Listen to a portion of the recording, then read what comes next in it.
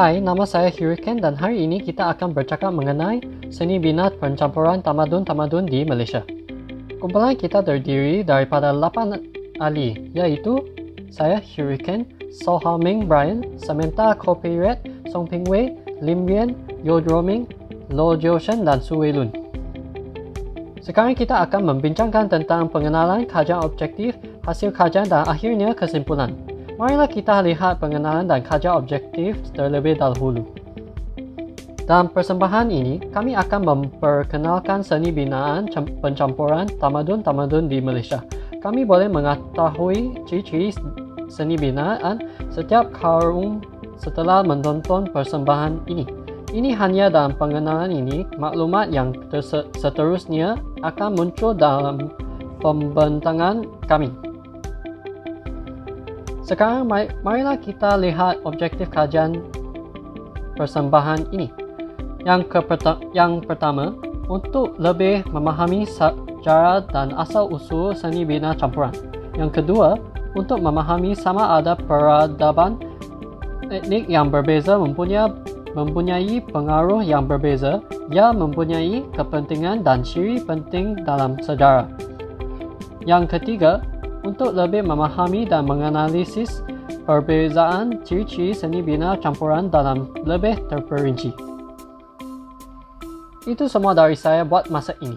Saya sekarang akan menyampaikan kepada Samantha untuk meneruskan persembahan. Terima kasih Ken, saya Samantha. Saya akan membincangkan tentang bangunan Sultan Abdul Samad.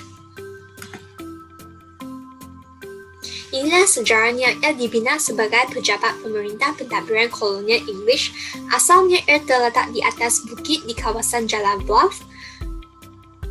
Oleh sebab kekurangan rang pejabat, Charles Edwin Spooner mencadang untuk menurunkannya di dataran.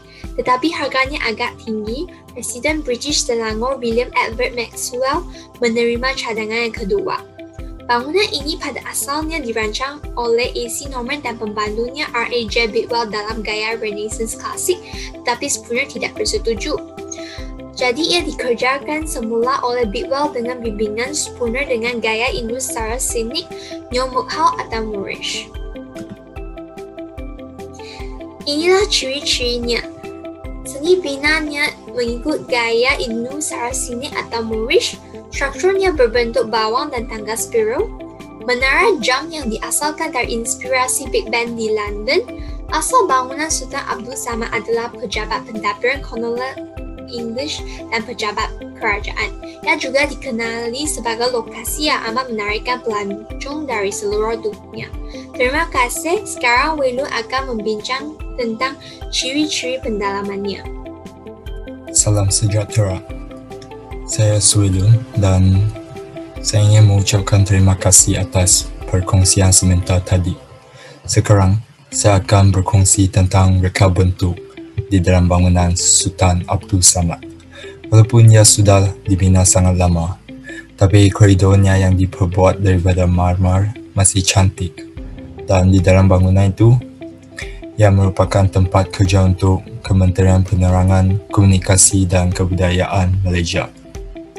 Di tengah halaman yang berada di dalam, terdapat dua bangunan dipisahkan oleh garis paksi pusat. Terima kasih. Saya mempersilakan Lim Yen untuk meneruskan perkongsiannya. Sekarang saya akan memperkenalkan Masjid Jami' Kuala Lumpur. Masjid ini dibina oleh pedagang-pedagang Islam dari India pada tahun 1909, iaitu semasa zaman penjajahan British. Oleh itu, seni bina masjid ini banyak dipengaruhi oleh reka bentuk British. Pada masa itu, masjid ini adalah masjid utama yang digunakan oleh penganut-penganut Islam untuk melakukan solat Jumaat.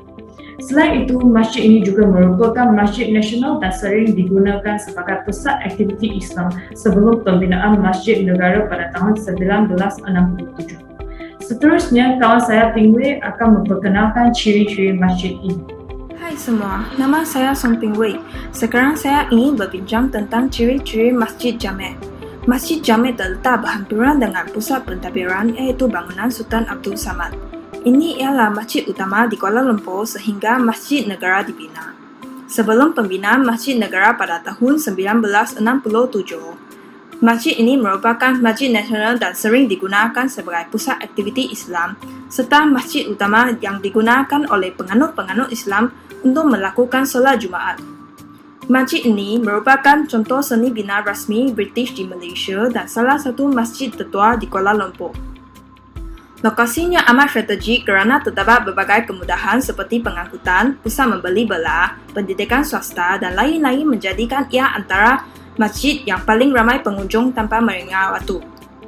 Tambahan pula, masjid ini akan diterangi dengan lampu hijau dan biru pada waktu petang.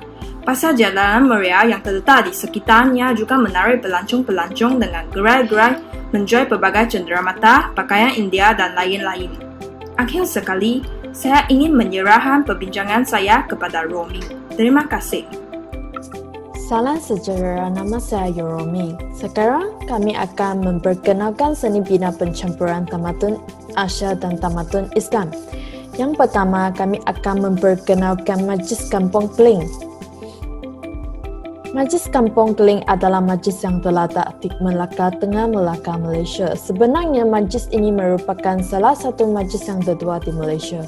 Tambahan pula, majlis ini dibina pada tahun 1152 hingga bersamaan 1748 Masehi. Majlis ini merupakan tempat solat berdagang Muslim India yang datang ke Melaka untuk berdagang pada abad ke-14 hingga ke-15. Majlis ini telah mencampurkan seni bina masyarakat Melayu, Melayu Minang dan juga Cina Islam. Tambahan pula, sebuah menara berbentuk pagoda bumbung bertiga tingkat telah dibina dalam majlis ini. Sebahagian besar lantai berjupi Majlis Kampung Keling dihantar oleh Khalifah Islam China dari dinasti Qing melalui pesanan khas. Bukan itu sahaja, semua patung yang masih ada di majlis yang diukir oleh tukang ukir dari masyarakat Melayu. Majlis ini dibenarkan untuk menerima pelawat, namun pelawat adalah dikehendaki memakai pakaian yang sesuai dengan cara pakaian orang-orang Islam, iaitu selayang menutupi lutut untuk lelaki dan memakai tudung atau scarf untuk wanita. Walau bagaimanapun, majlis ini menyediakan jubah untuk mereka yang tidak memakai pakaian yang sesuai. Selain itu, orang bukan Islam tidak dibenarkan masuk ke Dewan Solat. Inilah penerangan Majlis Kampung Keling. Seterusnya, rakan-rakan saya Joshan, Brian, Ken akan memperkenalkan seni bina Babang Nyonya. Terima kasih. Hello semua, nama saya Brian So dan sekarang saya akan membincangkan tentang sejarah Babang Nyonya. Babang Nyonya sebenarnya adalah perkahwinan yang dibentuk oleh orang Cina dari China dan orang Islam dari Tanah Melayu.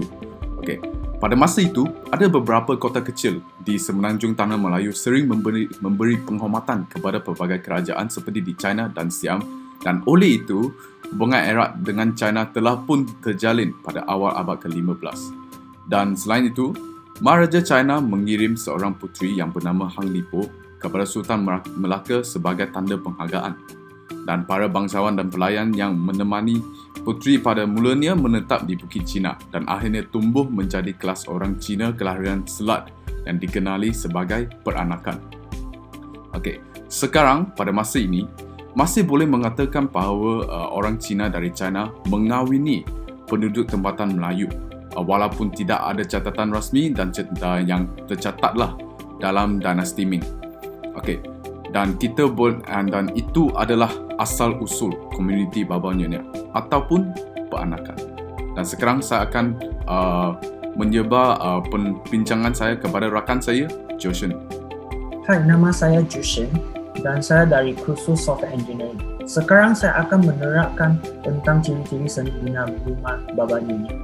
Di negara kita, terdapat banyak rumah Babang Nyonya yang popular, terutama di Pulau Pinang dan Melaka. Seni bina Babang Nyonya mempunyai banyak ciri-ciri yang menarik seperti pintu yang serupa dengan pintu tanah Cina. Selain itu, dalam rumah Babang Nyonya terdapat pelbagai hiasan gaya Islam. Selain daripada hiasan, jubit lantai rumah Babang Nyonya mempunyai corak terakota yang dapat dinampak dalam laluan berada seperti dalam gambar tersebut. ciri-ciri dalam rumah Baba Nyonya juga dikenali sebagai sumur dalam, iaitu alu-alu yang terdapat dalam rumah tersebut. Alu-alu ini bertujuan untuk meningkatkan feng shui bangunan dan juga menerangi bahagian belakang untuk memastikan aliran udara yang segar. Rumah Baba Nyonya biasanya mempunyai ruang dalaman yang lebat dan panjang tapak bukaan di sisi bangunan untuk memerlukan halaman sewa. Rumah Baba Nyonya mempunyai ruang penerima tetamu yang dikenali sebagai tiar rumah, dan pelawat hanya tinggal di ruang peneraman tapak jumatan pemilik. Tetapi dan biasa, hanya lelaki yang dibenarkan masuk untuk membincangkan perniagaan.